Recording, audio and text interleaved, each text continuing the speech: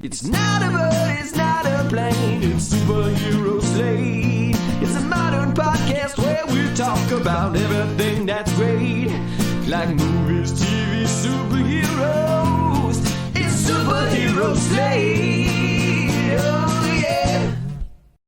Hello everyone and welcome to Superhero Slate, the show where we run down the latest superhero entertainment news. We love TV, movies, superheroes, and breadsticks, so let's talk it all out. My name is Chris Dillard. And my name is Mike Royer. I thought you were going to say your name was Papa Royer because of the breadsticks, but it's not. It is Mike Royer. And this week, we've got the cast list for DC's Creature Commandos. Mm-hmm. HBO and Discovery announced their Max streaming service. Oh man, I have like maybe an unexpected soapbox when we get to that section. I've been saving up all week. I expect no soapboxes are unexpected from you, Mike. So this will be a pleasant surprise. The Marvel's first trailer released earlier this week, and we'll talk about it and more. Yeah, if you couldn't tell, Chris and I were deep in a conversation about the different qualities of fast food breadsticks, if you were to say. Yeah, pizza joints, and then how do you decide, and what's your favorites? And I was going on and on and on. Speaking about soapboxes, right? Okay. Of just like, I can't stand people out there who like rail super hard against like fast food. Saying like, oh, McDonald's, it's so bad. I haven't, they brag about like, oh, it's been at least 10 years since I've touched a McDonald's like French fry, like it's an achievement or something, and they just throw it in your face. I feel like it's the same type of vibe when people like, trash Papa John's. Like you can trash Papa John, the singular person who's no longer attached to the company, right? But Papa John's as a pizza, it's fine. It's like pizza to its simplest form is just like bread, sauce, and cheese, right? Yep. And I was telling Chris, it's so simple to make. They freeze it and they throw it in a big closet inside of your grocery store, right? So it's just like pizza absolutely can be elevated, but like also Papa John's can make a pie just fine. It all depends on what you're feeling in the moment, right? Like, is there like, again, we were talking about this. Is the idea of breadsticks, right? I don't care where I get my pizza from. They're all the same to me at the end of the day. Minus several differences. But I was like, we talking to my wife, and she's like, I want breadsticks, for whatever else, and breadsticks. I'm like, okay, let's get pizza. And she's like, no, not those breadsticks. I'm like, those okay. are too specific breadsticks. It's fine. It's a focaccia bread with a very specific blend of herbs, spices, and on top of it. Yes. That Mike mentions that we dip specifically into our sugary tomato paste. Now, speaking of breadsticks, I'm sorry for the listeners out there if I'm making this a little bit too regional. Okay, but they are around the United States. A little fast food Italian restaurant by the name of Fazoli's. If you're not familiar with Fazoli's, it's how cheap can we sling Italian food? The lowest common denominator. They serve, if I remember right, or at least the last time I went there, your pasta is served on like a black plastic plate, right? Like you're almost like at like a cookout, right? Someone just microwave your TV dinner for you with that lasagna in there. But they come in clutch because they hand out free breadsticks like nothing. Like back in the day, there used to be like a part-timer whose job was just to like every 10 minutes walk around the restaurant and like hand out the breadsticks. And they are just like, imagine an Olive Garden breadstick, right? Yep. You can pick up an Olive Garden breadstick and it still remains horizontal. It's still rigid. Fazoli's breadstick, no. It's been marinating in some equivalent of fat. I don't know if it's butter or oil, and they probably the answer is yes. Say one or the other, but it just flops and it's like slightly translucent at the bottom. It'll clog your arteries in a second, but man, I haven't had one of those in forever, and I would love one. Yeah, we've got those. Someone I was playing with games with yesterday mentioned they should create a delivery service for noodles. And the punchline was, of course, call it Sin Nudes, like nudes in OODS. I'm like, they had that. It's called Grubhub for Fazoli's. So this is the second time Fazoli's got name dropped this weekend. I also said there's Noodles and Company. I don't know if you have those out there where you are, Mike. Yeah, I'm familiar with the Noodles and Company. Yeah, so I'm like, it's just delivery from one of these guys. We don't have to reinvent a company for this. They already do it. We just got to sell them on the marketing idea. But it's funny that Fazoli's has been name dropped twice this weekend in my life. So this makes sense, Chris. I'm looking at their store directory. They have 210 restaurants. Who? Fazoli's? Yes. Okay, so I'm like, which store? And surprise, surprise, the state of Indiana has the second most restaurants at 30. Is Kentucky the first? Kentucky's the first, yes. Yeah, I live in Kentucky. I can tell you where I could probably throw a rock and hit a Fazoli's around some of these joints. There's one near my work office actually across the street. So I would imagine their headquarters is probably in Kentucky. Yeah, well, they know people in the Midwest or whatever region you want to call this do not know what real, authentic Italian pasta tastes like. So they were like, we fooled them. We got them good with our Fazoli's. They think they're eating good Italian food, but they are not. We have our box of penne pasta that we bought off the Walmart shelf, and our Prego salsa sauce over in here. They're only in 26 states. I'm not seeing a single international location. Mm-hmm. Yeah, they know better. An Italian restaurant, so it's like putting a Taco Bell in Mexico. You're like, no, that ain't gonna work. They know better. Mexico. They did. They got them down there. They did not work out with the original menu. They were like, this is not a taco. Like, this is not authentic Mexican food. More importantly, do you think there is a Papa John's, Fazoli's, or Taco Bell in a galaxy far, far away? You've made me ponder this. I think if we look at the multiverse as a whole, Mike, yes, there's an opportunity here. But you're going to jump into what I've been doing this week. And literally, since, I guess, Star Wars Celebration last week, I've just been in a Star Wars state of mind, Mike. And that's not a bad thing. Like, I've not touched any of the movies. I've been watching The Mando. I've got to finish season 2 of The Bad Batch. We lost track on that a little bit. Dropping 2 shows at once on a Wednesday is very difficult to keep up with. By the way, yeah, I'm glad they do the Marvel different, but. Yeah, I mean, not to cut you off, but speaking of Mando, we haven't really been talking about it much this season, but the last episode is airing this week, so I would imagine next week on the podcast we'll be talking all about Season 3 of Mandalorian. That's right, and possibly even how it ties into the Dave Filoni movie coming up. I assume their announcement was tied in directly with this release, so hopefully we have some video for that. But I've been revisiting the Star Wars Jedi Fallen Order game. Which is the Souls-like Star Wars game. I hated this game when I started playing it, Mike. I was like, I don't understand why it's so difficult. Then I realized it's all about the parry mechanic. I never played a Souls game, so to me it didn't click. And then it clicked one day, and I'm like, I love this game. And I went back and I started a new game to play this through because the second game, Jedi Survivor, drops at the end of the month. So I'm like, well, let's go ahead and get this through. And see what's going on. So I was able to wrap up a lot of that this week. And then also, on the flip side, I bought myself... I've been reading on an iPad, but I bought myself a little e-reader to finish up the Star Wars High Republic Light of the Jedi novel. Because, Mike, we know the High Republic is new for the Disney stuff, right? It's been out about 3 years now, maybe 3.5 since it was announced. And this novel was really like the big kickoff. Like, hey, here is the High Republic, what it is, what it stands for.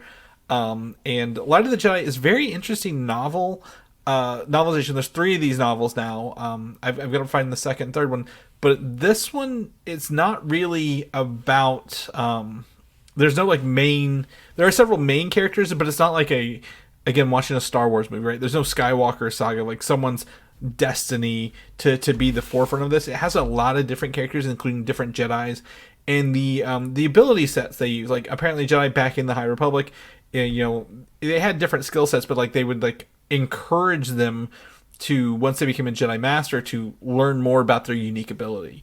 And one of the characters is her name is Avar Kriss, and she has the ability to. It's like I wouldn't say mind meld. She can reach out to all the Jedi in a battle and coordinate them better in space battles and stuff like that, or things like that. And there's a huge catastrophe early on in the book, and she's I guess using the Force to communicate to everybody to get help.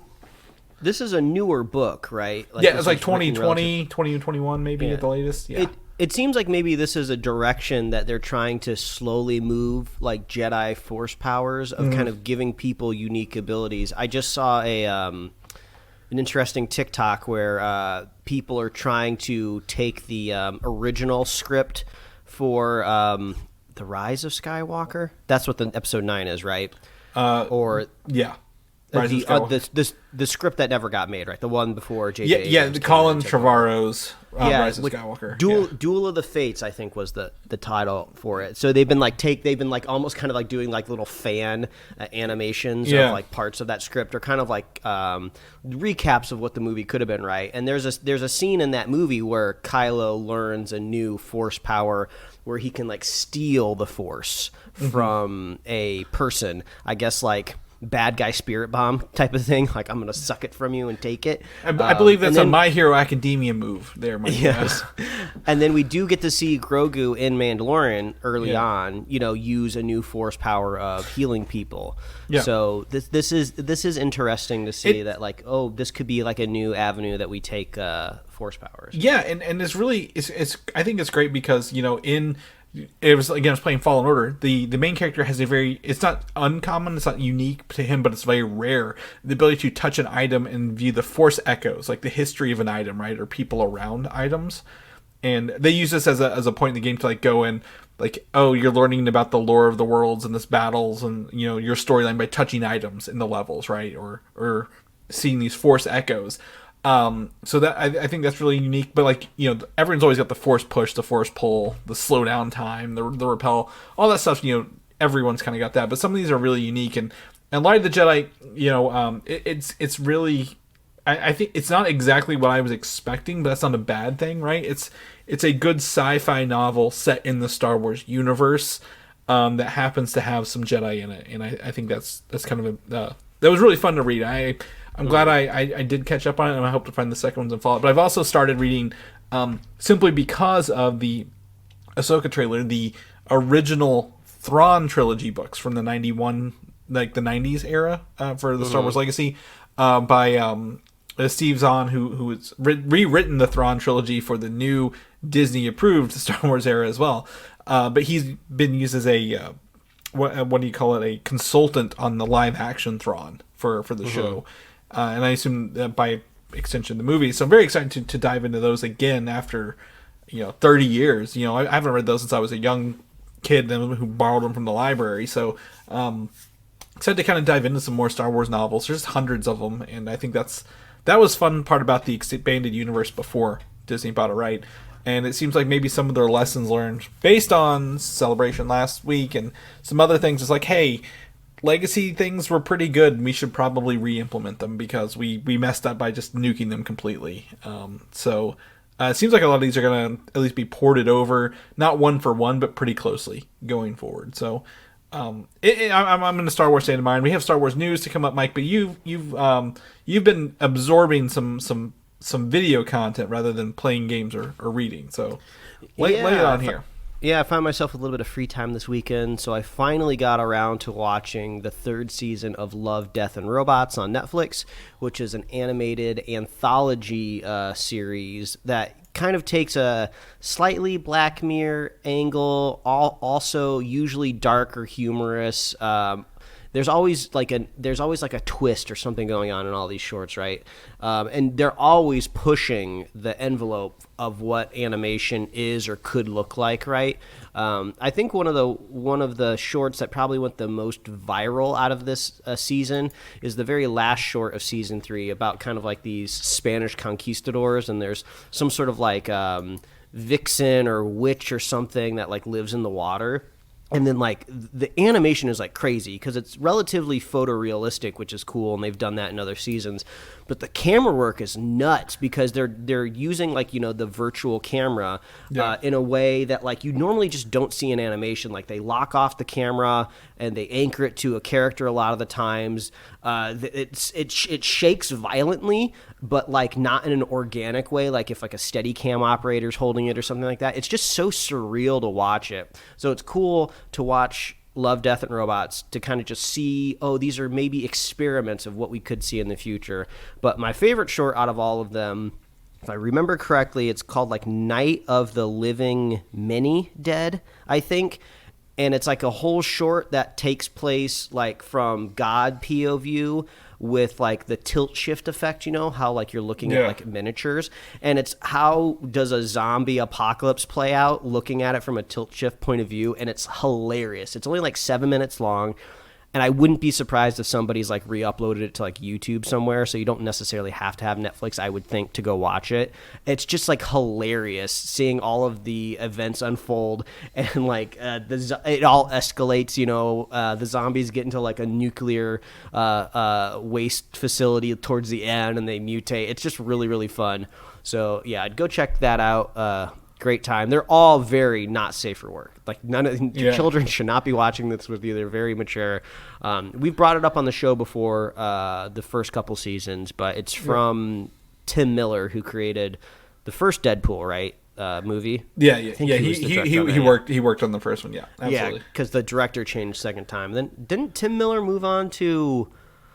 Was it something else? I don't remember what it is. He had a lot of juice on him basically after that first Deadpool movie, which is probably why he was able to kind of do what I would consider almost like a vanity project, right? Animated shorts don't necessarily bring down the box office. So Tim Miller, if I remember correctly, he started his work though in visual effects. So that his background before Deadpool as a visual effects artist, and I think it was his team that worked on the short that leaked for Deadpool that everyone was like, that got it. So I think his background in effects is why he gets Love, Death, and Robots. But I just looked it up and just pulled up. He was a director on Terminator Dark Fate, was the only other movie he's done. Ooh, rough. He was the EP on Sonic and Sonic 2, but not a director. So, yeah, it's fine. It looks like he is actually doing reshoots, a director of reshoots on the upcoming Borderlands movie as well, because Eli Roth was doing another movie at the time. So, gotcha. Well, it looks like I think there is a possibility for a fourth season, which is a big deal for Netflix, right? To get to a fourth season of anything is hard to do over on that streaming service. So go check out Love, Death, Robots season 3. Holds up for sure. And then to wrap things up, I finally checked out The Fabelmans, which is Steven Spielberg's latest film that's supposed to kind of be autobiographical in a way. He changed the names of everything, but it's supposed to be like literally his life that he's making, of how he became a filmmaker, what his childhood was like.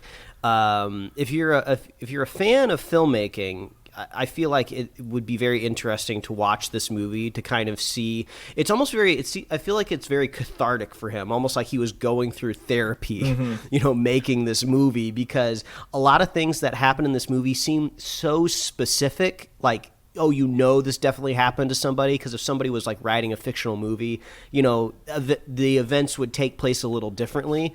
So that's just a way of saying the movie does feel a little awkward at times, and the tonal inconsistencies are kind of strange, but that's what real life is like at the end of the day. So you can see watching this movie how it could get nominated for an Oscar, but also how it definitely wouldn't win the Oscar, right? Which is what happened last run at the Oscars. So, yeah, I mean, if you got a chance to watch The Fabelmans, it's interesting to kind of see what his life was like, going from like kind of like kid to teen, if you will, and then stops right about there. But I don't think like kind of like your average moviegoer is going to get as much out of it. But it was fun. It's been a while since I've seen a Spielberg movie, and as soon as it was over, I was just like, I want to go watch E.T. But then I just opened up my phone and scrolled on TikTok for an hour. So yeah, I mean, it's kind of given me, again, I think maybe it's due to Star Wars Celebration, but going back and revisiting the Indiana Jones films.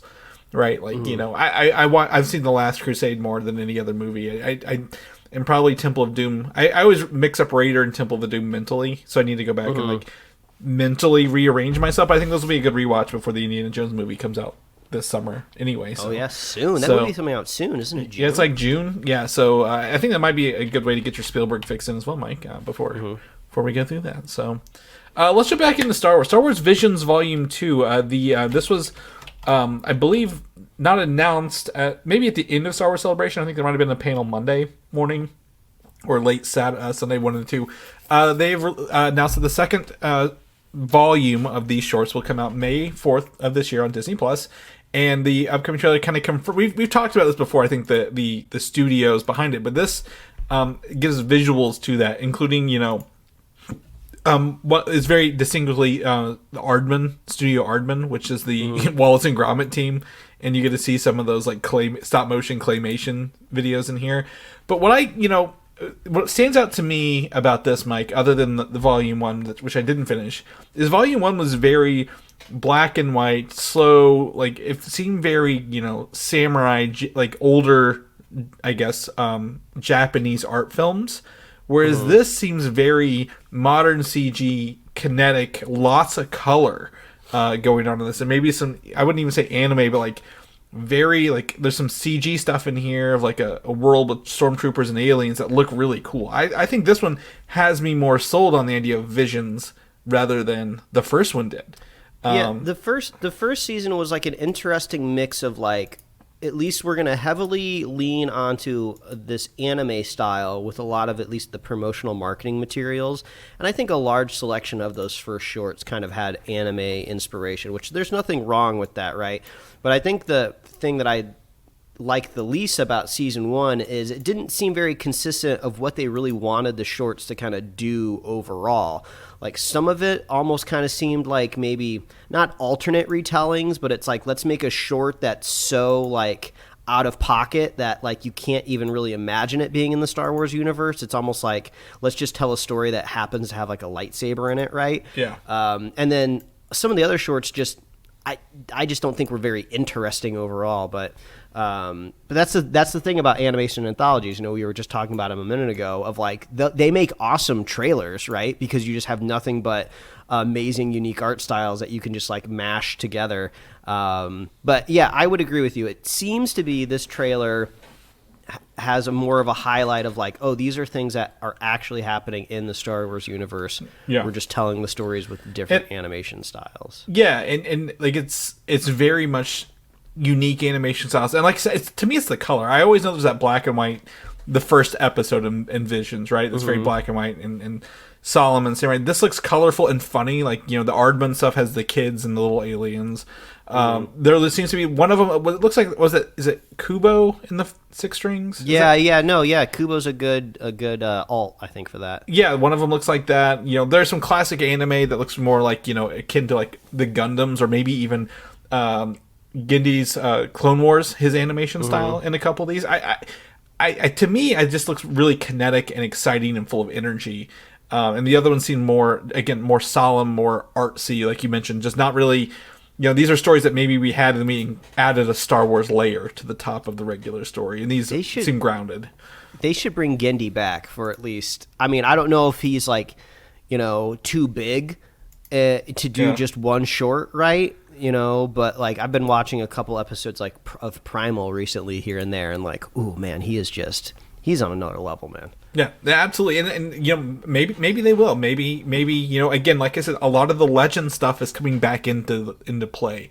And one of my favorite episodes of his Clone Wars was, I think it was completely dialogueless. It was Mace Windu versus the Stormtrooper or the robots. That's like the standout all-star. Yeah, where he has like the super over exaggerated force powers, right? Because it's a legend. I'm like, man, come back and do another Mace Windu story. I think that would be really fun to see him kind of like take that solo approach, even with no dialogue, and be very visual. I would like to see that. So I agree with you wholeheartedly. The other thing that was announced again this week, and had a trailer that was not released but leaked, is The Bad Batch is coming back for its third, and they announced it is a final season for this show. One of the big reveals is they are bringing back Ian McDiarmid as Emperor Palpatine for this last season here, which has really been involved heavily, which is interesting. The Bad Batch, and then obviously some of the Mandalorian arcs are about cloning, right? This is set literally in the post Wars era. The first days of the Empire is where the Bad Batch exists, and they're clones in and of themselves, the Bad Batch. So it's very interesting to see. I'm excited to see this third season, and they're starting to get into introducing the more evil players of the Empire, these higher ups, and I'm very excited for this to return and wrap up a pretty good story, which I did not expect to honestly get 3 seasons worth of material out of. Go ahead. It would be crazy to go back in time, and chat with somebody watching, the Star Wars trilogy for the first time, right? And obviously, they say the Clone Wars, right? And I think it's the first film. I fought in the Clone Wars with your father. Yeah. Like, just go back and tell somebody, it's like, hey, they're about to make 10 times more Star Wars content in the future, and it's pretty heavily going to be driven by cloning. So get prepared for that. It's just interesting that's the thing. You're going to get 10 seasons plus 3 spin-off seasons and several spin-off shows about the Clone Wars in and of themselves. And also they're animated, by the way. And back then, someone was like melted in the spot. They're like, "What are you talking about?" But I think... Yeah, and then in like 20 years, that you see those headlines of that sheep dolly that was actually cloned in real life, and they're like, "Oh fuck, it's happening for real. This is bad." They were telling the truth the whole time. To me, I'd have gone back to 2008 when I watched the Clone Wars, the animated movie, like the first 3 episodes they put in one movie and release, and they're like, "Hey, this character they introduced us, this little Jedi Ahsoka, who is Anakin's Padawan, is going to be integral to the future of Star Wars, and also the show is going to get really, really dark and like existential towards its end of its." Span. So buckle up. I'd have laughed at your face. Like, I'm like, this is a kid's cartoon show. They were saving Jabba the Hutt's son. There's nothing serious about this. Then you show him the picture of the guy, that's like, oh, this is the guy that's in charge of Star Wars in the year 2028. And it's just Filoni with his cowboy hat. Yeah, exactly. And I probably would have had a meltdown right then and there. But they've really, really come a long way in telling this longer story that was never really explored. So I think that's really cool. And the Bad Batch season 3, so they don't have a release date. I assume it's going to be probably end of the year. My guess, like we always say, all these animated shows were probably created all at once. If they're showing off samples and including like dialogue from the show, including Ian McDiarmid, who is not getting younger, by the way. He's definitely up there in age. He was old when he was in the Return of the Jedi, right, as the Emperor for the first time, and they keep bringing him back. So kudos to him. But I'm excited to see them to wrap this show up and kind of be done, I guess, if you will, with the in between episodes 3 and 4 era for a while. On the flip side, Star Wars Episode 10, I guess, would this be current or future Star Wars? What do we consider this as? Would this be current Star Wars? Like, if I mean, I can't imagine that there's a plan to like make a new franchise that's like 50 years in the future or 100 years in the future. Yeah. So this is current. So current Star Wars. The next movie, which we're tentatively calling Episode 10, there's no guarantee that it will be episodic or even have a name like that.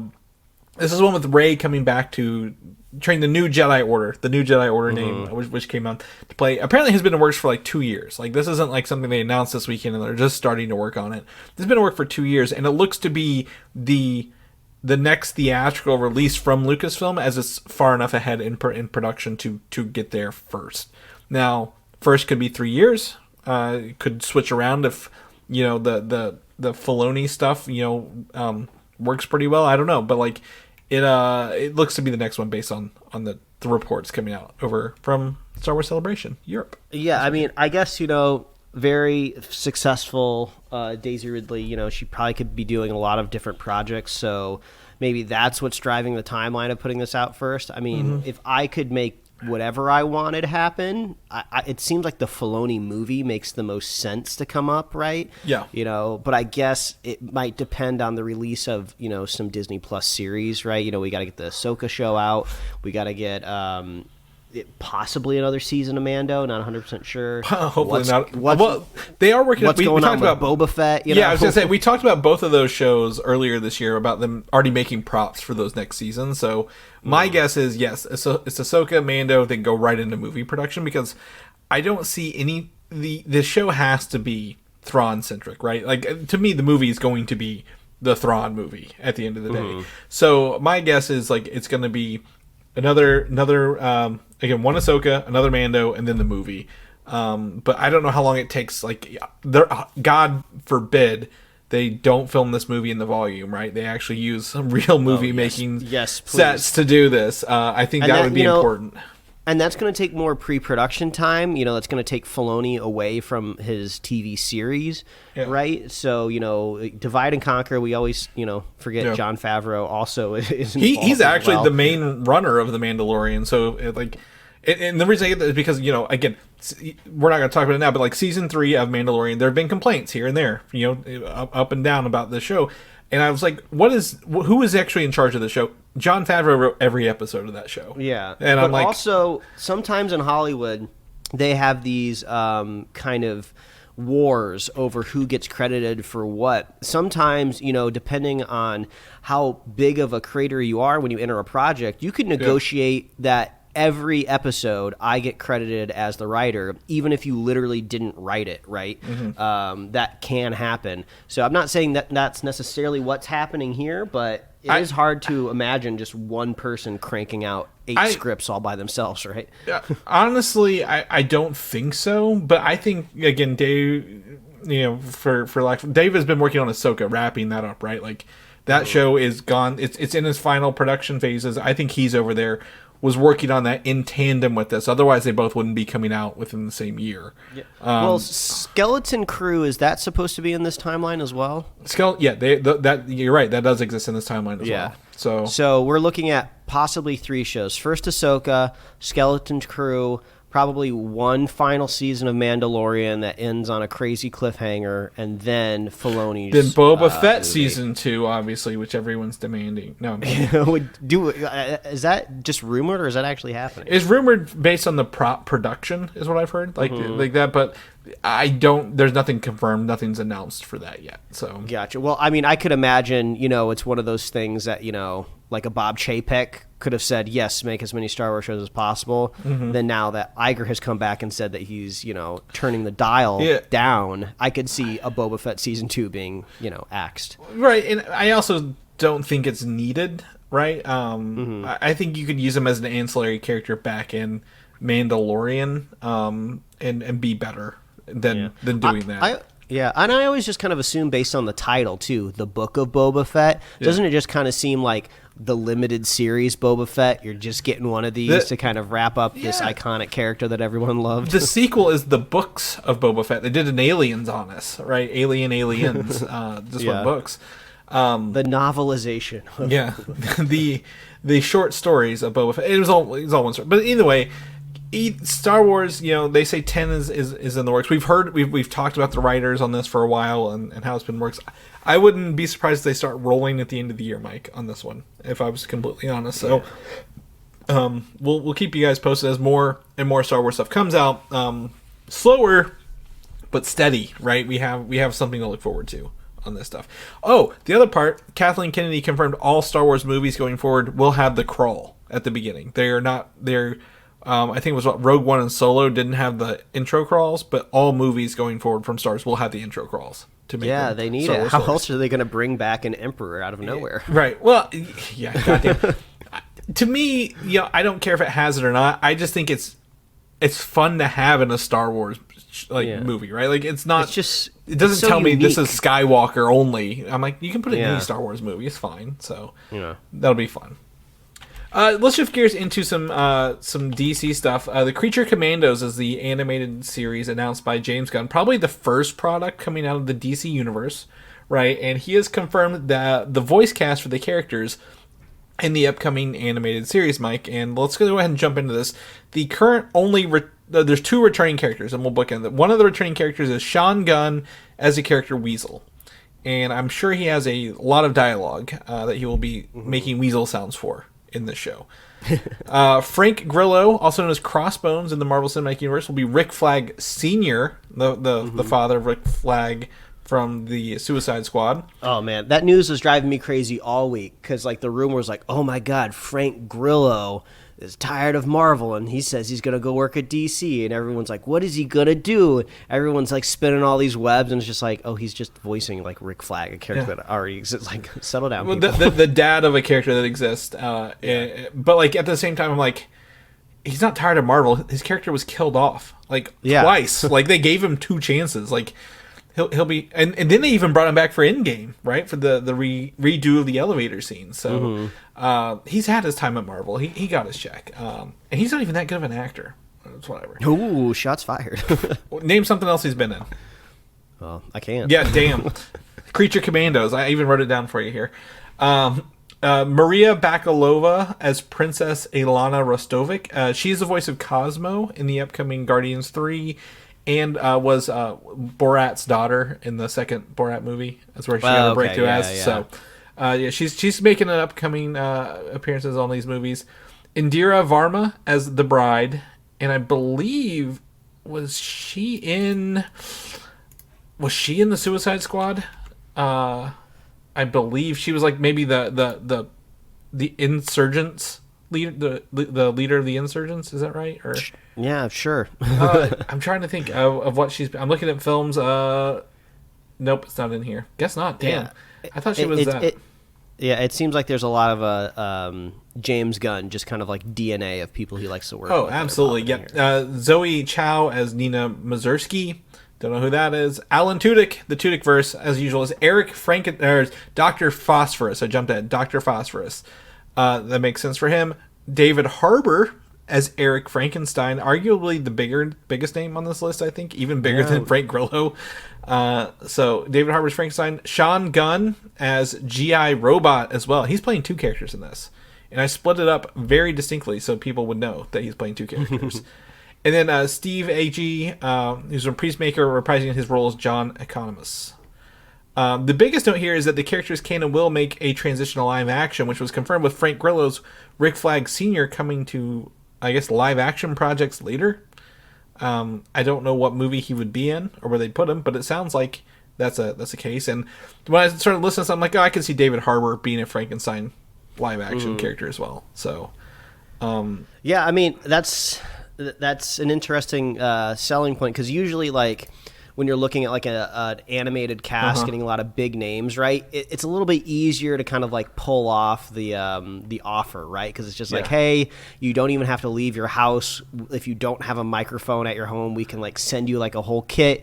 You can like knock out all these lines in like one afternoon, and like here's your check, just one day of work, right? You know, but you sweeten the pot a little bit of just like, hey, I'm making a whole universe. You know, this is me also kind of like soft casting you.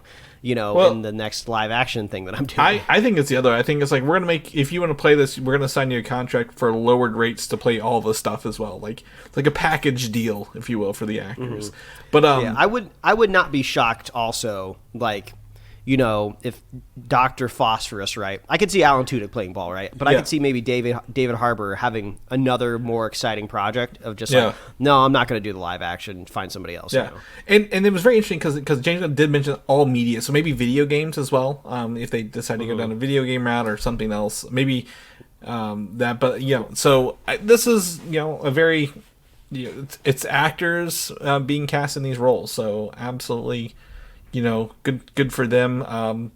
Hopefully we'll talk more about this more with the Max service later, because this would be an HBO Max thing. But like maybe you know, they were able to secure some funding to get this done. That way the DC doesn't go bankrupt before they get to Superman in like 2 years. So we'll talk more about that later, but we'll get there. So let's shift over to the other part of James Gunn this week. He is out. He's doing press rounds, I believe, for Guardians 3. He's out talking to people about Guardians and celebrating the release and the wrap up of all this stuff. There was some tweet that it's like, here's the second half of Phase 1 of DC, and they said like Chapter 1 would also include unannounced Animal Man, Lobo, Justice League New Frontier, Superman versus the Authority, Mr. Terrific, and a confirmed second season of Peacemaker. And James Gunn was like, there's no way that's true. He's like, that is not on our list. The only thing that he did say was true is that the second season of Peacemaker will be premiering after Superman Legacy. That is a while between seasons. Ooh. Yeah. So hopefully maybe the Waller show, you know, is maybe like a 1.5 season, right, of these characters. And is it going to be our Book of Boba Fett? Yeah, pretty much. Yeah, the Book of Amanda Waller. And the maybe Peacemaker season 2 will tie into this larger universe a little bit more, right? I know it had like the guest stars of Aquaman and the Flash at the end of season 1, but like maybe the Superman Legacy stuff will play into it a little more with that. So, I guess that's your problem when one person's running all your shows. You got to wait between everything as he gets projects done, I guess, at the end of it. So. Well, I wonder if Peter Safran will ever say anything to the public. Yeah, he's just busy working, I guess. Yeah, he came out and said something the other day. I forget what it was. He was debunking something. I'm like, okay, that's fine, whatever. I have a pitch for the two of them. I think they should just rotate years, or maybe even just like rotate quarters of like who talks to the public, right? you know, I want like a Peter Safran year where we just get to see how he deals with the media and talks to fans. You know, yeah, I think that'd be funny. My guess is he's just a businessman. He's like, here's where the bottom line is and where I can make you money. And James Gunn's like, I will be your creative person. Let me go out and be the face. So. They probably have that agreement, but I agree. I think I'd like to see them both come out and do something together rather than just be like, James, go tell the people the stuff with that. That's going to drive us into our next big thing. Owned by Warner Brothers / Discovery, HBO Max is being rebranded / killed off completely and called the Max service. And essentially, this is Discovery Plus and HBO Max coming together into one service. So yeah, this is going to be your home for some of your HBO stuff because they license some of that shit out elsewhere, or just remove it completely, put it on all those HGTV shows that everyone really wants to go back and rewatch. No. But the other thing was, and you sent this to me, the pricing tiers are very interesting. There are 3 pricing tiers. One's ad supported, one is ad free, and one's premium ad free. And which is like reeking of Verizon's, you know, unlimited data plus, or unlimited data like free forever. It's random brand. The price points I think are on par with Netflix, right? There's a Netflix ad supported, Netflix ad free, the Netflix HD, which is like their ultimate. You get the 4K stream and 2 extra TVs. So the premium Max service is like you get higher streams and some other. I guess quality of life enhancements in the background rather than the front end of it. But most people will probably go to the middle one.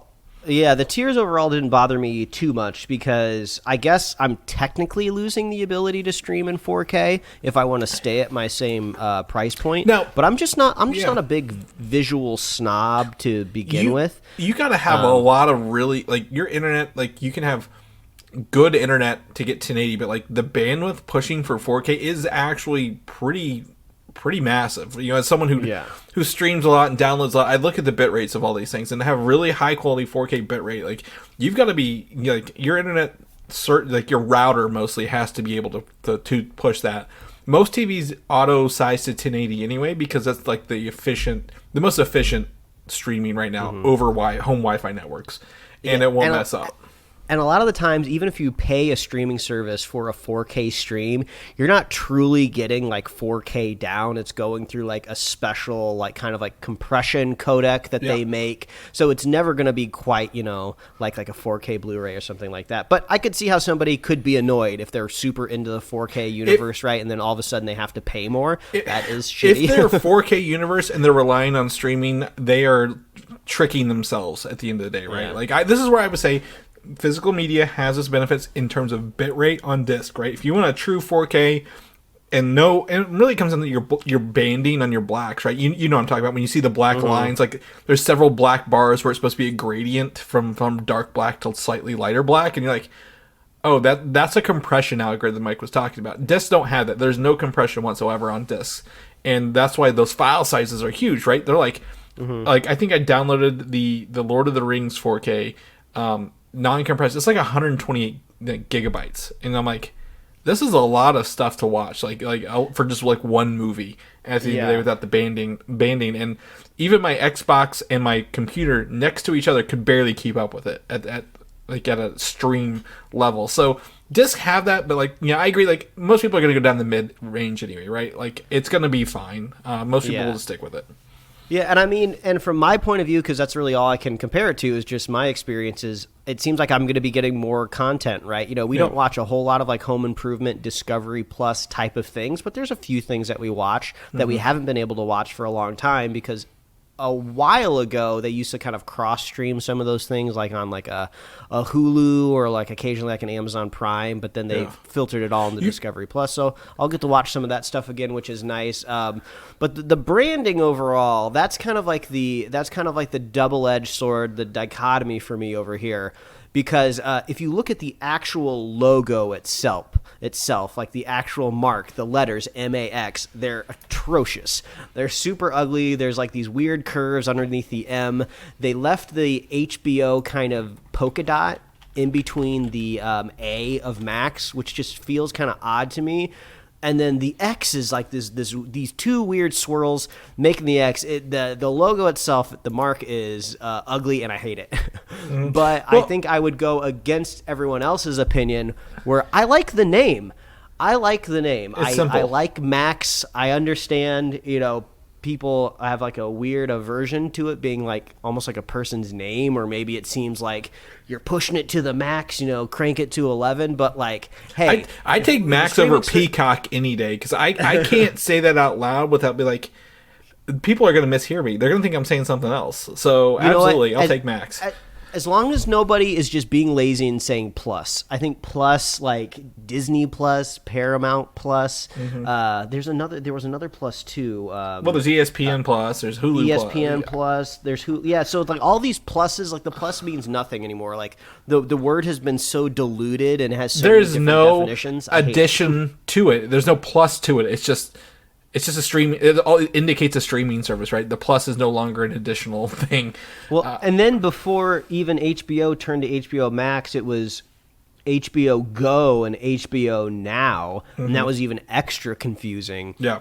And that's also when streaming services used to be like an ancillary thing, like, oh, this is an extra thing that you can do outside of your cable subscription. But now all of these streaming services, they're becoming their own thing. It's like the company priority for these places. So it almost doesn't even seem like they should have like any sort of like addition, like, right? Yeah. Like, that's why I think it makes more sense to name something Max, or even, I know you hate the word Peacock, but at least it makes more sense because like you're trying to brand like a specific thing. Right, well, I think what I like is the single words, the single syllable about it, right? I know that sounds simple, but I'm like, just go look on Max, or go look on, I say Prime. I don't go look on Amazon Prime. I'm like, go look on Prime. I like the single syllable words. They're just easier to do it when you're having conversations about it, which is what you want to do, right? Or using your smart home to kind of go look up. Oh, it's on the Max app or whatever. I think it's just easier. I think Max is maybe, to me, if I'm going to be honest, a little too generic. Right? I think anything can be Max. Like, should I'm going to roll the dice here, Chris, and go to max.com. Let's see what it is.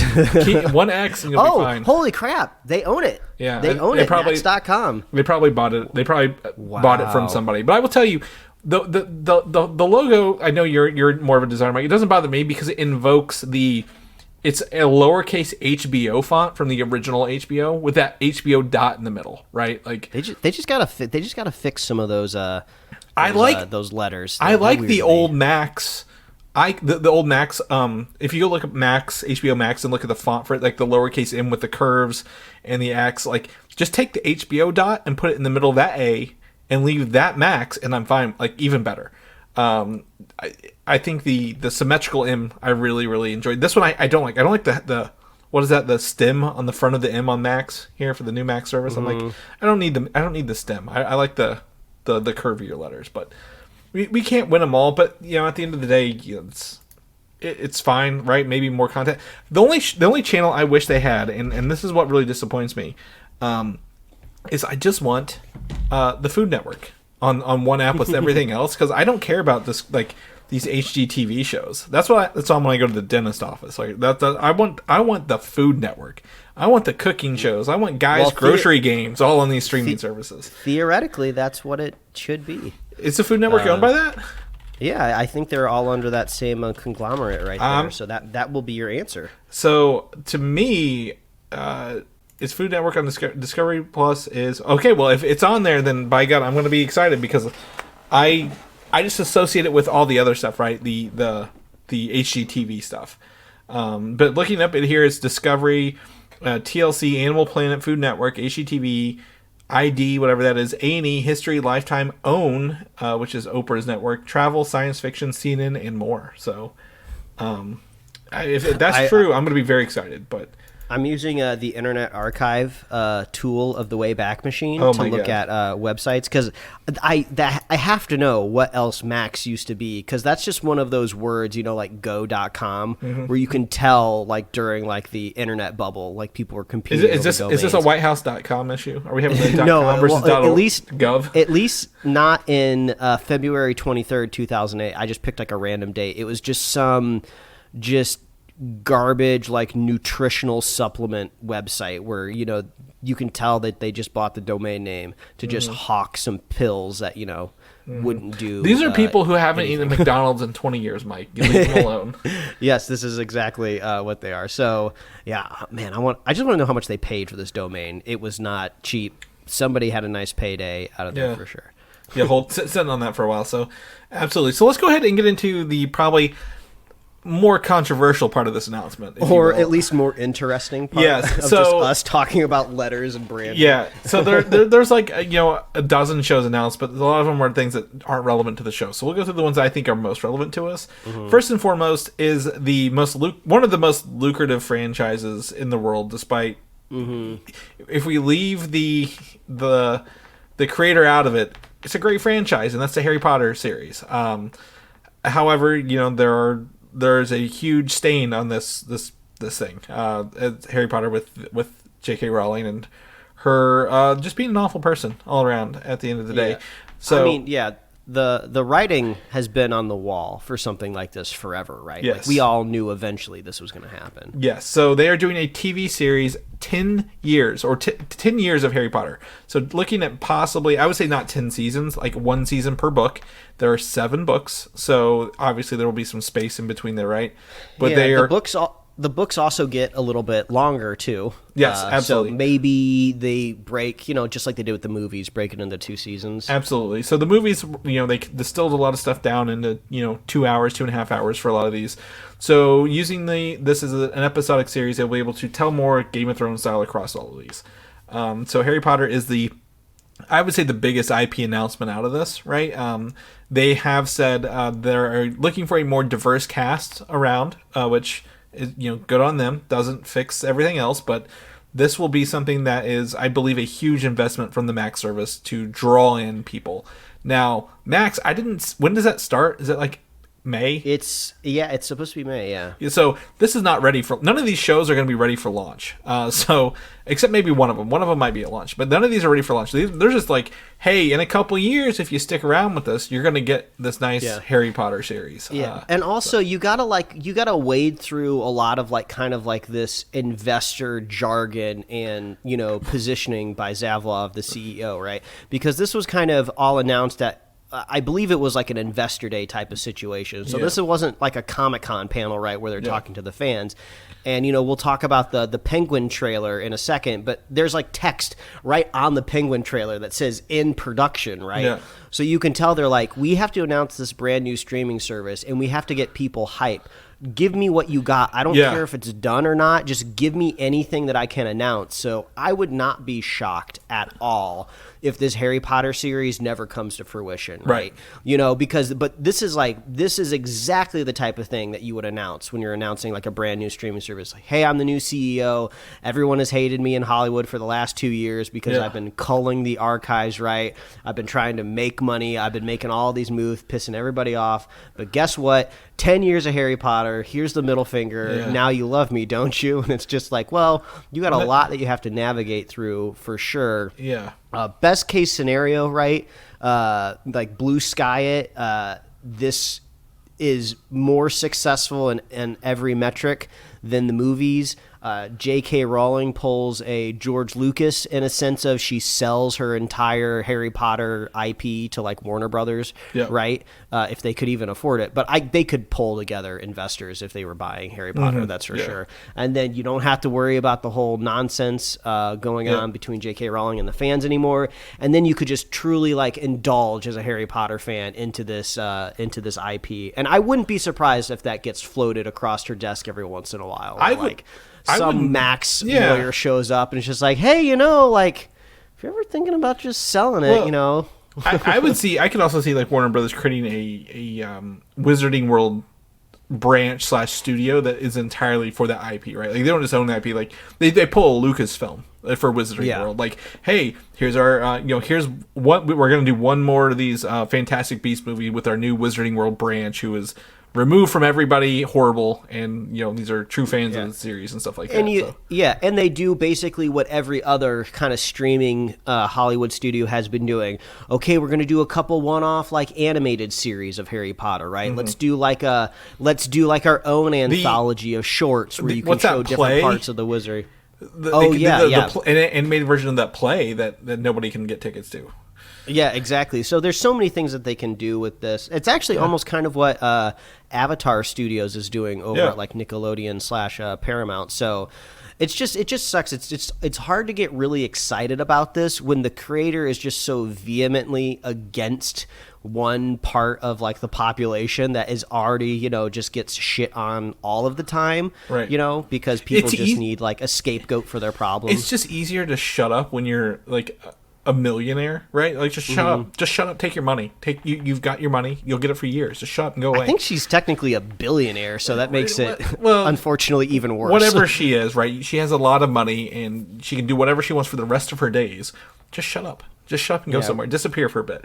Sign off like George Lucas did for years on the expanded universe stuff. Just like, I'll run by the story, sign off on it, get out of the way. But I think weirdly it worked out really, really well for his public perception. I mean, he wasn't anywhere as badly negative? viewed because he just seemed to be a fine person that just kind of made some bad prequels, right? But he sold off Star Wars, and everyone's like, "Oh, we love George Lucas now. What a visionary storyteller." he again to bring back Star Wars. George Lucas knows how to build a world, right? He knows how to sell his universe. He's just not really good at dialogue. No one. He was too big for no one to tell him no, don't do that. So that was his problem. But like he said, he wasn't a bad person. He was never a horrible person at the end of the day. But that's what this series is gonna suffer. But like I said, this is all great announcements, but until something actually happens, it's all theory. It's all theory. And that's the like I said, the best case scenario for Harry Potter. Worst case scenario, what I think is it gets at least one season. Everyone hates it because maybe just the quality of it's just bad. They picked a bad creative team. They forced to push it out. They brought the Game of Thrones guys in to do season 1, and just they give it a second season just because they try to right the ship. Nobody likes it, and then it's canceled. They're going to try to retool it. Basically, the same thing that happened with Fantastic Beasts. They just tried to have it limp along, and it didn't. It didn't work. Yeah. So this may come through. It may not. So Harry Potter's #1 franchise. Shifting gears, Game of Thrones, like I just mentioned, a Knight of the Seven Kingdoms Hedge Knight has been announced as a series for the streaming service. I don't know what this is, and I'm too afraid to Google it. So if you're a Game of Thrones fan, you're going to get more series set in this universe. I think it's supposed to be further back in the past. I could be wrong, but I think it's supposed to be a little bit more detached from the characters and the families. Maybe I might just be talking about the side of my ass right now. Yeah, well, that's cool. So apparently it's a collection of stories by various fantasy authors. Or it's a story that was in one of his that he released in 1998, like an older one. So either way, I'm not gonna look into this anymore. But that is coming. The Penguin, as Mike mentioned, we know that's been in production. That's now been moved to instead of HBO Max to a Max series. We get a little featurette about the production of it, some scenes from it. It's about 1.5 minutes. Not too bad. I mean, it looks fun, right? Like I forgot. Honestly, it's been so long since I've seen the Batman when it came out. I forgot how good Colin Farrell is as the Penguin. Like he is chewing up, eating every scene that he's in. Like I can definitely see him holding down an entire series based on his own, and I really wouldn't be too bummed that Batman's not in it. It looks like what was that mafia show on HBO? Sopranos? It looks like Sopranos in the Batman universe, right? Like it literally looks like that. Like no one's got superpowers. Like it's all about mob crime families set in Gotham, right? But this Gotham's not, it's more realistic than the last time we saw the Penguin. Now, they show him walking around a lot in this trailer with, like, a limp that kind of gives him, like, this kind of penguin waddle. Did he have that in the movie, Or did like Batman beat him up and then gave him that limp? I don't remember. I don't remember either. I'll have to go back and revisit that. So, but this is coming. I wouldn't be surprised this is later this year, right? A surprise fall announcement for the Penguin, or maybe first thing next year. Well, they look like they're quite along in it. It says coming 2024 at the end of it, and then at the end of this trailer, it also says May 23rd is when the streaming service kicks off. Yeah, so I wouldn't be surprised maybe first thing next year, right?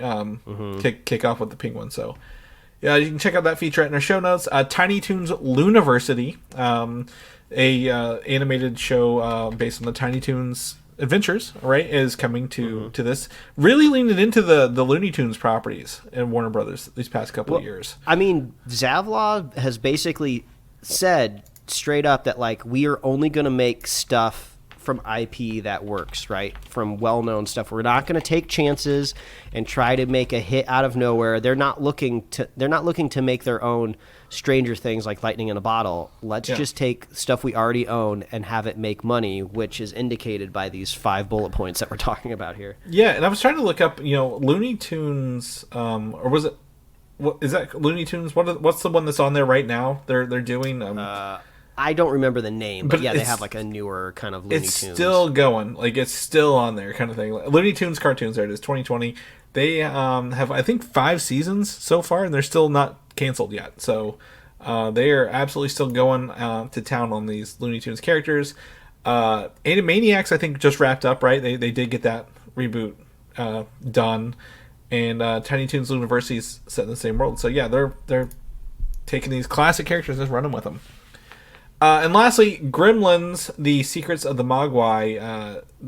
It's an interestingly looking animated show is coming. This is the only one I think that is launching in May on Max itself. This is a launch date service, but it's been in the works for years. Yeah, this was always an HBO Max type of thing. So Zaslav is just kind of like rebranding it. He just like we said, he needed things to announce to the investors, but. Man, like, I loved Gremlins. I grew up with those movies. I watched them when I was way too young and too impressionable, right? So I kind of liked how, like, adult it was. And, like, the first one's basically like a horror movie for the most part. Yeah. And the second one is just, like, wild. Horror comedy. There's a whole Key and Peele sketch about how out of pocket that second movie is. But, man, like, this trailer's bad. Like, this just looks like the straight up, like, kids show. It looks like it's even animated similarly like how modern kid shows are animated, right? Especially on like YouTube, Gizmo is in it doing things that just like Mogwai have never. He's done. never been called Gizmo in the movies either, which is interesting that they call him that in the show. And it's just like I get it, like. I say this a lot of times on the podcast where like, oh, why do people care about Velma? Nobody cared about Scooby-Doo until, the creator, was trying to do something different with it, So I don't want to be that same person that's just like, no, not my Gremlins, even though they haven't done anything with the Gremlins for so long. I was just kind of hoping it was going to be more in vain with the fan base that already likes Gremlins, right? If this is like a kid show for kind of like transitional ages, like your 10s, your 12s, your 14s, right? Becoming like a teenager. Like, they didn't grow up watching Gremlins. They don't know what Gremlins is. Like, you're basically pitching a brand new show to them. Yeah, so that's the thing. Like, you go and ask my wife's 5th graders, what have you ever seen Gremlins? And they're like, no. What are you talking about? So this seems in the vein of that younger age. And you can't tell them to go watch those movies, right? Yeah. This almost feels like back in the day when like RoboCop had like kids action figures. Yeah. Like, kids should not be watching RoboCop. The other thing I think we should be very, very cognizant of here. This is very much a show filled with people from Asia, right? The show is set in Asia, and they have voice cast. The primary voice cast are Asian Americans or from other maybe Asian canons. I don't know. They're very much leaning into that, using the actual actors from that region to voice the characters, which I think is a great thing here. As well for and the creator of the show, the showrunner of it, he's very active on Twitter. He's very supportive when it comes to like kind of like the writing community, and I see him retweet a lot of people, try to connect with a lot of people. He's always looking to connect with like diverse audiences and creators, which is great. And if you could point to one glaring, really bad thing about the Gremlins, I guess, franchise, as it were, an insanely insensitive, stereotypical depiction of Asians at the beginning of the movie when it comes to like where these Mogwai come from, right? Like totally bad take. But that's what the show is, the origin of them. So that makes sense that they So I'm glad that they're kind of like, you know, re-seizing kind of like that awful depiction. But yeah, it's just weird to pivot the show towards kids when it has never really been about children. Well, you've got to get people to watch it, and I feel either a reboot or a requel is in the horizon for Gremlins, right? Like a live action like a sequel reboot, if you will. I could see, like, you know, bring back the kind of like teens that were in the first one and now they're adults or something like that. That, or, you know, like, hey, it's just a continued story in the same universe. There's little Easter eggs here and there to the other one, but like, you know, if they're enough to get a show, there's probably enough interest and money out there funding to make that show, and maybe not to service. There have been a lot of, you know, again, like you mentioned, Gremlins 1 is a horror film, right? At the end, at its core, there's a lot of horror films being successful right now on low budgets, right? All the Scream movies, the Halloween movies are back, and A24. So I know this was 84, and the movie ratings were not quite the same as they were, but the first Gremlins is rated PG. That is really funny. Yeah. So now I gotta look up the second one. Yeah. Gremlins 2 came Secret out of the Ooze. 6 years later in 1990, and it's rated PG-13. But that one's a little bit more wacky. That one had a lot of parody in it, right? Like a lot of like silliness, like the newscaster Gremlins and stuff like that. The Rocky Horror. But yeah, so I mean, it's in there. There are also a bunch of other shows from Discovery and some other HBO stuff that were announced. We're not talking about what was it, the that couple who redo houses. Chip and Joanna, they're doing a hotel, apparently, and I'm like, we don't need to put this on the show. Could you fathom a guess of, because we were just talking about voice acting. Oh no! Right, and actors who voice act characters that just kind of make noises, right? In Gremlins 2, the new batch, could you possibly venture a guess who voiced Gizmo? Fred Tatasciore. Howie Mandel. Oh well, there you go. Is this before or after he was a germaphobe? And I forgot, you literally ran into this man not too long ago. John Glover was in Gremlins 2. Is. Yeah. So yeah, absolutely. I mean, yeah. There's a bunch more stuff coming to Max. Gremlins will be there next month, so that'll be like one of the first things. So yeah. So in other news this week, because of course there's HBO Max press, Amazon has decided to get in on this stuff. They're like, you know, we just acquired MGM, right? We've got some properties in this MGM libraries. We're gonna filter through some of these and pick some out. There are a tentative list of properties, Mike, coming from Amazon, MGM's acquirement. Coming up, one of those is RoboCop, talking about getting TV shows and movies in the RoboCop universe. Stargate, I like the Stargate stuff. That's my kind of sci-fi. I really enjoy that. Getting more TV shows and movies. They wrapped up all their shared universe a while ago. Legally Blonde, Fame, Barbershop, The Magnificent Seven, The Pink Panther, not to be confused with The Black Panther, by the way, and The Thomas Crown Affair, for some reason. Getting some more stuff on this stuff. But apparently a lot of these have complex rights due to previous productions and like how those were licensed before Amazon acquired them. But like, to me, you know, there's a RoboCop game coming out, right? We've talked about that. Like a first-person RoboCop shooter game coming out. That's always popular. Stargate, you know, huge sci-fi things. These two things kind of resonate with me a little bit. So I'm interested to see if they actually do anything with them, you know, at the end of the day. Yeah, I mean, I could see Pink Panther, if you only are thinking of it as the old animated cartoon show, I didn't even think of that. I was actually thinking of the old live action movies. Yeah, it's actually about like a wacky kooky detective, right? You know, you could totally see them rebooting that with like a newer, more famous person. They did the Steve Martin ones in the 2000s, which I don't think anybody watched, but they did too, right? Yeah. Maybe, yeah. So you could easily see them doing more of that. Legally Blonde, I think, Chris, you could, like you were saying, like a requel in a way. I know it hasn't been that long, but you could see them making a third one, or a TV series. Since it's all about, law, procedure, and stuff like that, you could see them doing like a limited series, right, for like 8 episodes where it's like one long case that she's working. Stargate, yeah, I don't know much about the show. Is that something that you think is more in the bounds of being rebooted or continued on? So it's interesting because there was a movie in the early 90s, right, of Stargate, and even had not Russell Crowe, what's his name? The soldier himself, Russell. I will figure it out later. Someone's yelling at me. But and James Spader. But like when they did the TV show, those characters carried over, but they were recast as different people, like different actors for TV shows. So I think this show is great, but I think it's probably in need of a reboot rather than a connecting series. They can have Easter eggs. These are all different universes. A Stargate connects different universes and different planets. Oh, well, if you're already saying universes, right, that's a great way to bring back maybe original cast, kind of almost like J.J. Abrams' Star Trek style, right? Christopher Judge, who voices Kratos in the new, God of War games, he got his big thing as an actor on that show, like consistently as an alien actor in that show. So, absolutely, it's I think it's a fun show, and a lot of high concept sci-fi things. I think it's fantastic. I would love a reboot more than a connected piece, but I think that's great.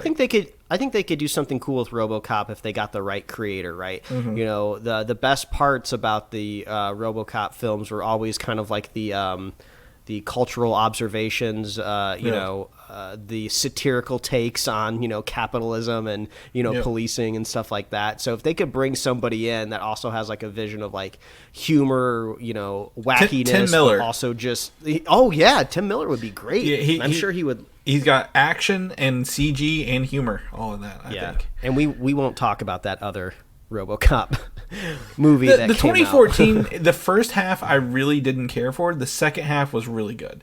Like there's like there's a divide in that movie where it just clicks, and like it's really interesting to think of it.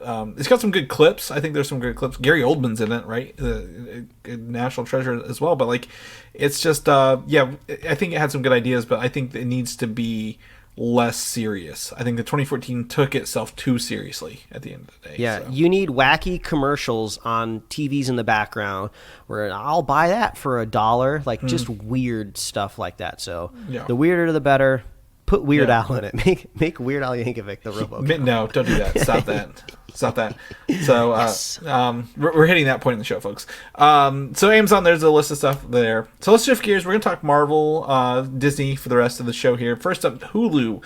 Bob Iger says that has confirmed this week that Comcast could force Disney to purchase their stake in Hulu if they wanted to. And they would have to cash them a check. Now there's no guarantee. I don't know why this was even brought up. Like no one's saying they're gonna do it or whatever. But I think it's interesting in the contract, right? That like we can be like, yeah, if we want you to buy it, you would have to buy it from us at whatever value. So what's the current ownership stakes right now? I think of Hulu. I think it's 2/3 Disney, 1/3 Comcast. Majority. I think there might be some other smaller players, but those are the two big ones. Yeah, I mean, like Comcast is a huge, gigantic organization. I mean, so is Disney. I mean, I could see, either one of them, footing the bill to pay for it. Like they can afford it, but in this climate, I don't think Disney wants to spend money, right? They're trying to make more money out of the stuff that they have, which seems to be the theme for streaming services right now.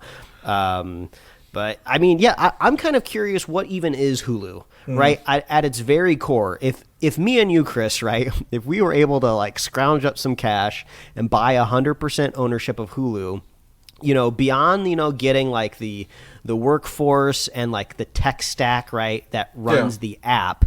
The actual things that we're buying, is it just the HBO original? I mean, the Hulu originals, right? Because I mean, if you let all the streaming contracts expire, you're not getting the ABC shows streamed on there anymore. You're not getting the FX shows that are streamed on there. So is it just the straight up Hulu originals? And there's really not a lot of them that are like super iconic. You Why got, would The Handmaid's Tale? That's probably the most iconic one. Why would FX not be on there? Since they're owned by...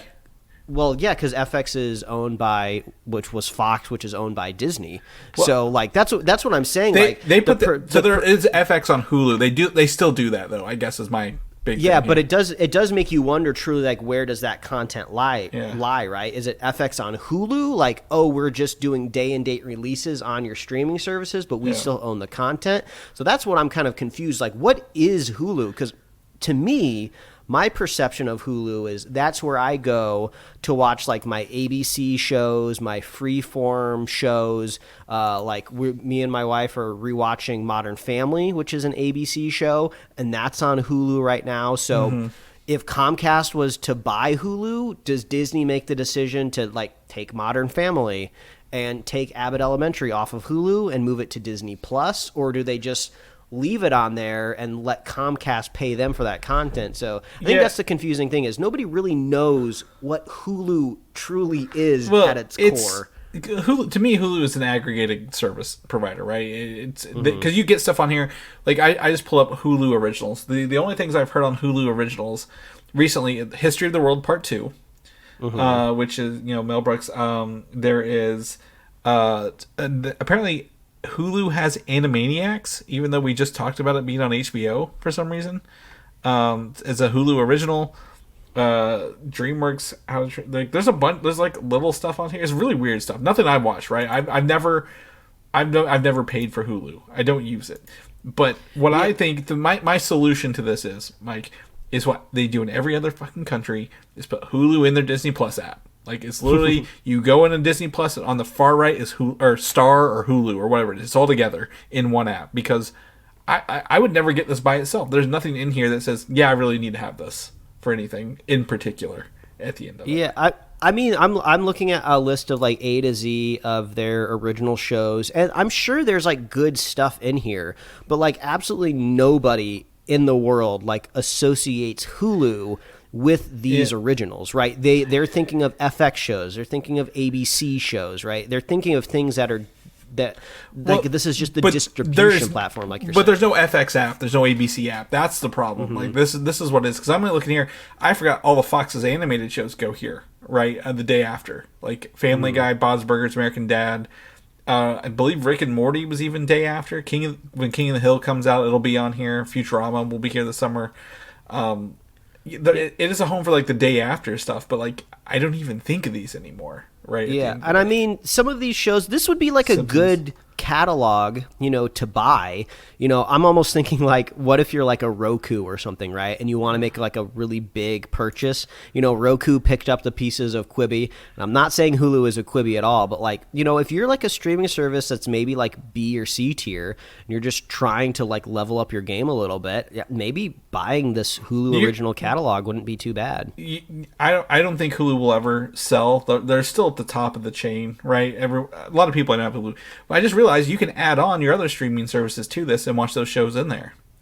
You can add HBO Max, Showtime, Cinemax, and Stars and watch them in one app. Like, that's the goal, right? We don't want one app to watch everything. Well, I mean, you can do that in Prime. You can do it on Apple TV, which...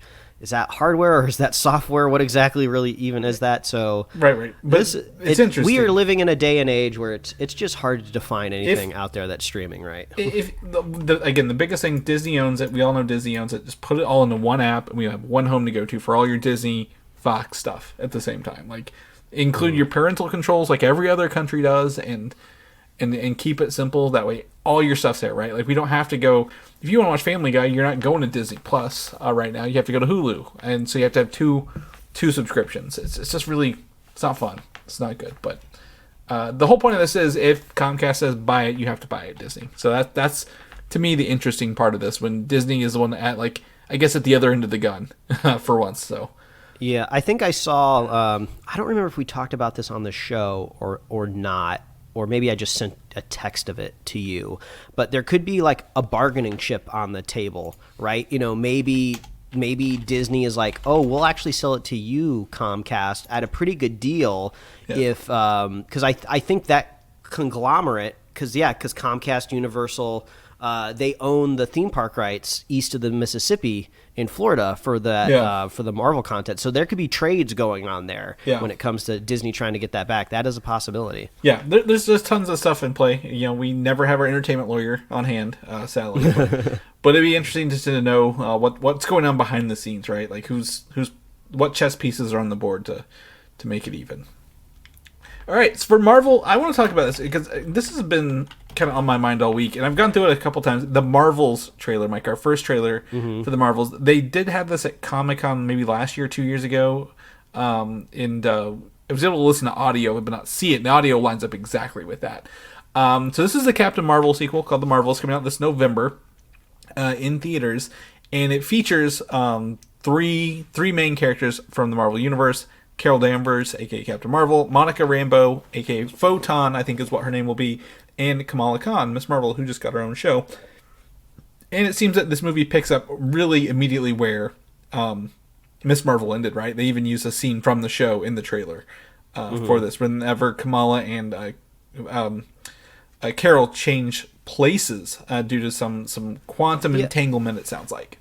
Yeah, it looks like so I'm kind of just rewatching the trailer just on mute while we're talking about this, and I was going to bring this up. The scene where they're in Kamala's house, like in her living room, like before Brie Larson lands and destroys on the table, like there's like a beam in the living room that has like a big like hole punched in it. Yeah. So is that from the results of the last episode? No, that's actually from.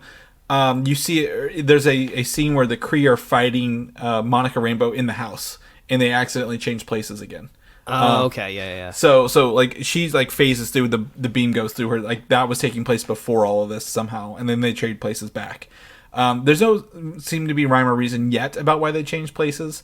But what was cool is in the end they're fighting the villain, whose character name in the comic books is Dar Bin, is her name. She's only been like one issue, very, very subtle character. Like there's no history to pull out from this. But you see Kamala like use her, I guess, crystallization powers to build a shield. And when she does, she immediately transforms into Monica Rambeau, who sends a beam back at this person. So I'm very excited to see them use this, I guess, not transfiguration, but like swapping places feature in this final battle and some other stuff throughout this. Because it's a lot more action in this trailer than I anticipated for this trailer, for the Marvels being a high concept, but it seems to have again the action, the humor. Nick Fury is here. I did want to call that out, right? Is this set after Secret Invasion, you think? Like, is that why we're getting Secret Invasion first and then this? Yeah, it's hard to tell. And if that is the case, it seems like Secret Invasion maybe is not Nick Fury's swan song, right? Now, theoretically, I guess you could kill off Nick Fury in Secret Invasion, then he continues, as a Skrull. That's a possibility. But it's weird for me to think, Nick Fury, Samuel L. Jackson being in this universe for so long. I don't think he just wants to sign off and go off in a TV show, right? He wants to be like the big sacrifice in a movie or something like that. He's gonna have 4 or 5. He doesn't want that. He's always the secret guy you have in your back pocket. Like, right? Like, he's got 4 or 5 gravestones across the world he keeps visiting because, I'm dead. Look at that. So, but Chris, you hit the nail on the head, though. You said this is high concept. I feel like they have a lot that they're going to have to kind of explain to the audience, right? Because we had a whole Disney Plus series of trying to explain just Kamala's powers and everything. And at the very end, apparently she has some sort of connection to... So, I'm trying to remember the order of operations, or at least the order of like powers here. So Captain Marvel gains her power from the Tesseract, right? Correct. And which stone is inside of the Tesseract? Technically, the Space Stone. The Space Stone, right? And then the Space Stone used to give Wanda her powers? No, that was a Mind Stone. That was a scepter. Yeah, so I thought maybe there would be a thread because Monica Rambeau seems to have similar powers. Well, so I'm just trying to figure out like how are they all like connected, because we also have this whole literal X factor of Kamala's also supposed to be like a mutant. So I'm just trying to figure out how they narratively stitch all of this together. I know exactly how they do it, and I'm not telling you because I know too much about this movie from reading the internet. But if you will notice, Kamala has a band, right? One of her bands, and that's what she uses her powers from the band, right? Currently, that is how we know it. The character. They're fighting at the end of the trailer that I mentioned where they're swapping places. If you go through frame by... Like, you don't have to go through frame by frame, but if you don't look, you'll miss them swap places so quickly. She has a band on her arm as well of a different color. So we're trying to figure out maybe what these... Are these the quantum bands? Are these the nega bands? These are Kree items that have been in the comic books for decades. So maybe like Kamala's powers, are tied to the Kree. Captain Marvel's tied to the Kree, right? Monica Rambeau, I don't know. Again, she only went through. She was exposed to Wanda's magic, not necessarily the stone itself, right? Because in WandaVision and by extension Doctor Strange, we found out it's not really the stone that gave her powers. It just awakened her I guess she was predestined to become the Scarlet Witch kind of thing. So like what power, she's got some sort of light-based powers, it seems like. But I feel like we've just basically come to the point where the MCU has been around long enough now, and it hasn't quite been plotted out as exactly as fans would like to believe. We're even starting to get things that are basically getting retconned, if that's even the right word, right? We want Scarlet Witch to literally be a witch, because we want to tell a lot more stories in the MCU about witches, right? About Agatha and these covens and everything like that. So she actually needs to be a witch. She can't just be somebody with, Mind Stone powers, right? Because that's not really a witch. So they need to go back and redo that. So I feel like I'm cautiously optimistic about this movie because Kamala's in it. She's very infectious, even though I had mixed feelings about how her show ended. I feel like there could be just a fun repartee going on between this cast in this film. But we still are waiting for Brie Larson's Captain Marvel to have a personality, and I don't even think that's necessarily even negotiable in a way of she had amnesia for most of her movie. We don't even really know who she is. She pops up in the Avengers movies afterwards, as this, kind of take no gruff badass, right? Which is fine. She can be that character, but we've just never really learned how how she's come into this. So I'm hoping they give her some personality on screen in a way so we can actually fall in love with her, much like Kamala has fallen in love with her in the movie. I think she has personality. I just don't think it's the one people are looking for. She's not. She is a warrior through and through. That's how she was trained after the amnesia. She was in the military before that. I think she is a no-nonsense person and very much strategic based, which I think will be interesting in opposition to Kamala's young innocence, right? Infatuation with superheroes. But there are some time frames. She was alive during the blip, so hopefully they will give us some of those journeys in here. There's at one point it looks like there's a dancing number, and you see Brie Larson's character uncover her face. Either she's transported there, or she's sneaking through this down, one of the two. But I'm excited to see these again, a trio of people who have very different outlooks on things, right? In WandaVision, we got the feeling Monica and Carol, don't see eye to eye for some reason. Possibly the death of Monica's mother, Maria, and then Kamala's infatuated with superheroes, and she just got her powers. But I'm very excited to see this mixture of these characters come together in this. And honestly, what I enjoyed about there are some Earth scenes, but it looks like most of this is set in space at the end of the day, right? It looks to be very much not Earth based, which is great because we've been on Earth, I think, way too much lately. I've been going frame by frame. Okay, like you told me through here. Yeah, there's definitely bangles. There's other MacGuffins at foot here, and also there at one point there seems to be a horde of cats. Yes, I think are flurkins. I bet they're flurkin kittens, 100%. As a cat owner, very excited to see those. Right after the little flurkin horde, you get the scene where you get to see, I guess, the villain that you're talking about. It looks like she's holding Ronan the Accuser's hammer. She's a Kree, yeah. So she, I believe, is an accuser. I guess role of the Kree Empire of what's left of it. So we're going from Nick Fury Skrulls to Nick Fury Kree, all within next to each other, which I'm very excited about. We haven't gotten this part of the MCU in a long time, right? It's been very, very otherverse. I guess otherversal. But I would love to. My favorite part is obviously where Kamala. She's like, "Where were you?" She's like, "Where's Kamala?" It's like, "Right where I was." And then it shows her like land, and then obviously we have Goose there walking like very, very not aggressively. He's like very confident. He just like eats all those, I guess, Kree, and then freaks out. I just love Goose. I think he's a fun character as a cat in these movies. So. Very excited to take a look at it. The trailer's in our notes if you guys haven't seen it. November, we are a long shot away for this, but very excited to see the trailer in theaters next to not Captain, Guardians of the Galaxy in like 2 weeks. We're like 2 weeks away from that, Mike. Can you believe that? Mm-hmm. Blade, in surprising casting announcement this weekend, has added actress Mia Goth to this movie. If you're not familiar with her, she has been the lead in such movies as...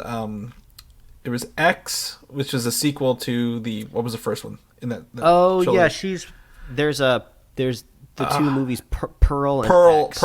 X, Pearl, and then there's a third one coming out, Maxine, and then she's also just starred in the very body horror Brandon Cronenberg's movie. I forget what it's called, but it's very Infinity Pool, which is very disgusting. By the way, she's like a horror darling all of a sudden, just out of nowhere. Yeah, also married to Shia LaBeouf, in case you didn't know that. I had no idea. Yeah, absolutely. Been together for a long time, apparently. But we don't know what her role is at the time. The biggest rumors right now, she's playing Lilith, the daughter of Dracula, in this. I mean, honestly, I'm not trying to be mean. Yeah. I'm just pointing out an observation. If you Google image search Mia Goth, she does kind of look vampiric. yeah. She's. I heard this theory the other day. Like, Hollywood actors, like, they're all pretty, but like they all have like one like interesting look about them that makes them look different, right? Like they're I think good looking, but they have their interesting look. But she has extremely blonde eyebrows. Mm-hmm. So if you catch like a photo of her in the right light, it just looks like she doesn't have eyebrows. Yeah. Which I'm not bemoaning anybody that doesn't have eyebrows, Yeah. But like it's just the, like you said, the unique factor. Yeah, absolutely. But yes, obviously, horror darling in this. But I don't agree with the rumors that she's going to be playing a villain. Right? She could literally be playing somebody else. Anybody in the Blade universe, really. But most people seem to be leaning into that she's playing a villain of some kind. But I don't know. Blade has been in the works for a very, very long time, and I will be excited when this movie gets to theaters and we can watch it finally. It's the last movie now. It is the last movie of the 2019 Comic-Con that was announced has not been released. So we are in the countdown for them. Deadpool 3, just in case anyone was wondering, the actress who played Vanessa and actor who played Colossus will be back in the third movie. So, I think a lot of people were upset. What was it? What's the name? The actress who played Vanessa, the love interest, right, in the first one. She kind of got shafted in the second one, right? They kill her off, I think, pretty early. Like in the beginning of the movie, isn't it? They kill her because of the explosion in the thing. Yeah, she really didn't get a lot of screen time, so we'll see what they do with her in this one. Marina Baccarin is her name. Yeah. So I mean, great to have Colossus back as well. Yeah.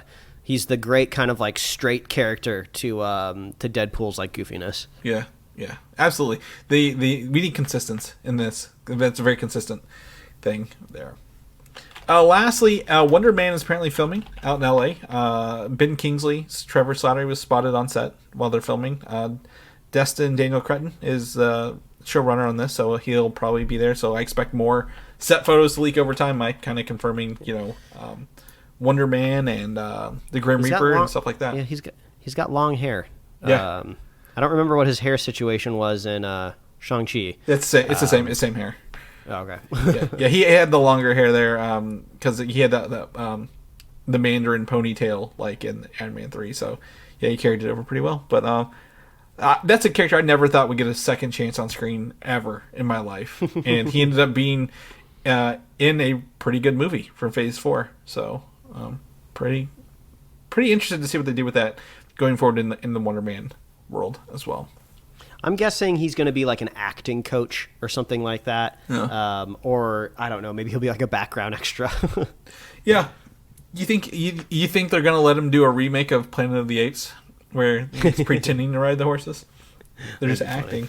So All right, well, that's the show. That's a little longer episode than we thought, but, when we get to Max Talk, it maxes out our Showtime, Mike. That's true. But it's not Showtime, it's HBO.